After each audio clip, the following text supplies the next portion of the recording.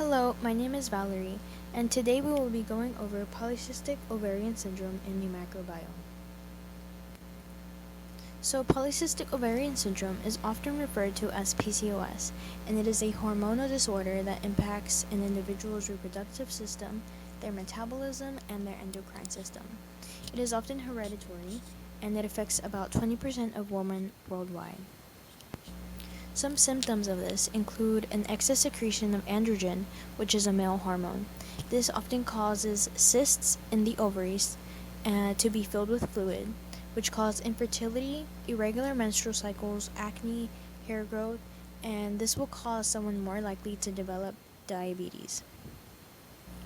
So a few decades ago, scientists developed the theory that the dysbiosis of the gut microbiome could potentially lead to PCOS. However, very few studies have been made to evaluate the gut microbiome and its effects on PCOS. However, in the study that I will show you in a minute, various researchers at the Science and Technology Department in Sichuan Province were finally able to analyze the dysbiosis of the oral gut microbiome in PCOS patients. So in this study, 999 women with PCOS volunteered and their clinical information was collected. So as expected, those with PCOS had a higher BMI, which meant body fat percentages, testosterone levels, so androgen levels, glucose levels, insulin levels, than the healthy control donors without PCOS. So using a gene sequencing called 16S RNA gene V3-V4 region sequencing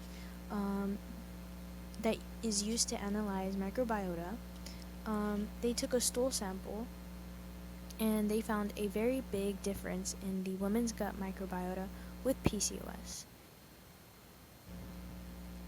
So using this microbiome analyzation that they got, they were able to conclude that that women with PCOS had less diversity in their microbiome than healthy women without PCOS.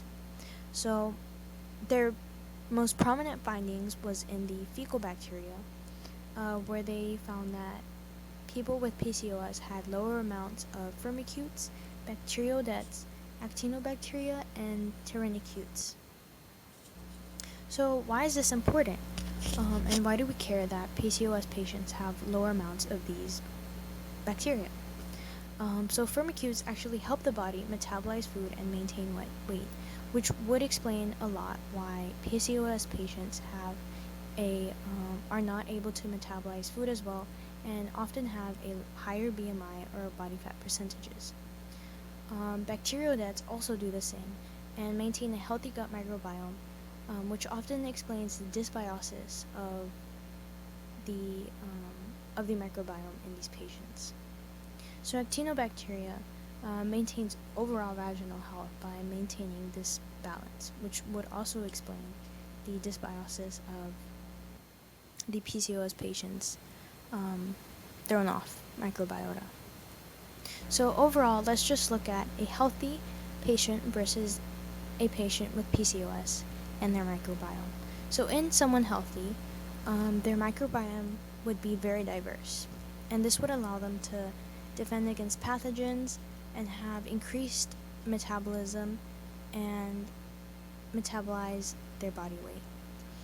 However, in someone with PCOS, they would have very limited microbiome, as seen in the study, which would not let them metabolize as well, and this would cause abnormalities in their reproductive system, such as abnormalities in their menstrual cycle, fertility, and so on. So all in all, this research found that women with PCOS had an overall reduction in gut microbiota compared to those without PCOS, so healthy women, leading to lower metabolism and microbial dysbiosis. So thank you for listening. Here are my two references, and I will link them down below.